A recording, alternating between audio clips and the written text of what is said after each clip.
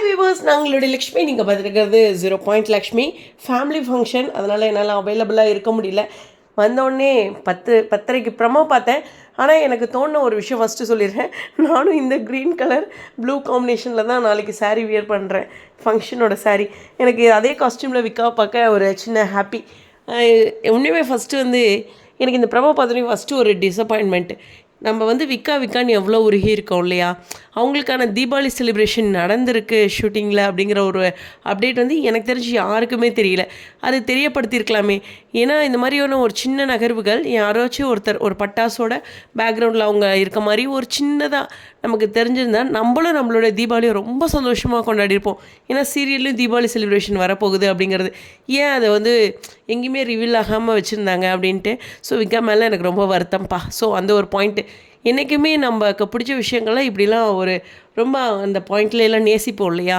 So seriously நம்மளுடைய தீபாவளி அன்னைக்கு விக்காவும் Deepavali celebration பண்ணுறாங்க சீரியலில் அப்படிங்கிற ஒரு பாயிண்ட் இருக்கும்போது தீபாவளி அன்னைக்கு நம்மளும் சந்தோஷப்பட்டிருப்போம். அந்த ஒரு ஸ்பெஷல் சந்தோஷத்தை நமக்கு டீம் கொடுக்கல.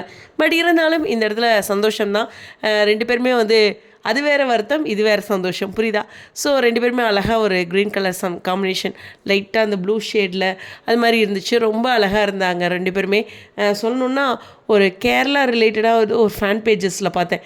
அப்படியே சீரியஸ்லி நம்ம சுவாமி போட்டிருந்த அதே விஜயோட காஸ்டியூம் தான் அவங்களும் ஏஐ எடிட் போட்டிருந்தாங்க. செம்ம மேட்சிங். அவங்களுக்கு எவ்வளோ சந்தோஷம் இருந்திருக்கு என்னால் புரிஞ்சுக்க முடியுது. ஸோ ரொம்ப அழகாக அந்த என்ன சொல்கிறேன், மேட்சிங்கில் அவங்கள பார்க்கும்போது எப்பவுமே ஒரு ஸ்பெஷல் தான். ஸோ அந்த மாதிரி வியர் பண்ணியிருந்தாங்க. ஸோ அழகாக தீபாவளி செலிப்ரேஷன் விஜயோட வீட்லேயே நான் எதிர்பார்த்தேன். 2 விஷயம் நடக்கும் ப்ரமோலன்ட்டு. ஒன்று இந்த தீபாவளி செலிப்ரேஷன் எடுத்துருக்காங்களா ஷூட்டிங் அப்படிங்கிறது தெரியல. ஒரு வேளை இப்போ எடுக்க போகிறாங்களா எடுத்துட்டாங்களான்னு தெரியல அப்படின்னு சொல்லியிருந்தேன். ஸோ எடுத்துட்டாங்க. இன்னொன்று இந்த வீட்டு ரிலேட்டடாக, அதாவது கொடைக்கானல் வீடு ரிலேட்டடாக பேசுகிறது கண்டிப்பாக கங்கா அதுக்கு ஒரு முட்டுக்கட்டை போடுவாங்க. ஏன்னா அவங்களுக்கு விஜய் காவேரி மேலே ரொம்ப ஒரு என்ன சொல்கிறதுன்னா, அவங்க எப்படி சொல்கிறது, அவங்கள வில்லியாகவும் சொல்ல முடியாது. ஆனால் ஒரு மாதிரி பொறாமையாக ஒரு வேறு மாதிரி அவங்கள கங்காவை கொண்டு வந்துட்டாங்க. ஸோ அந்த மாதிரி இந்த இடத்துல விக்காவுக்கு நாங்கள் கொடுக்க மாட்டோங்கிற பாயிண்ட்டுக்கு வருவாங்கன்னு நினச்சோம். அதே பாயிண்ட்டை ஓப்பனாகவே அந்த பொண்ணு பேசுது. அந்த பொண்ணு பின்னாடி போய் பேசுகிறதெல்லாம் இல்லை. கங்கா கேரக்டர் மூஞ்சிக்கு நேராகவே பேச வச்சிட்ருக்காங்க. ஸோ அந்த மாதிரி ஒரு பாயிண்ட்டு. ஏன்னா உங்களுக்கே கொடுத்துட்டு சங்கடப்பட முடியாது அப்படிங்கிற மாதிரி ஏதோ ஒரு பாயிண்ட் சொல்ல வருவாங்க. அதுக்கு தான் அவங்க கொடுக்க முடியாது, உங்களுக்கு தர முடியாது, எங்களுக்கு விருப்பம் இல்லை அப்படின்ட்டு எங்களுக்குன்னு எல்லாத்தையும் சேர்த்து வேற கங்கா சொல்கிறாங்க.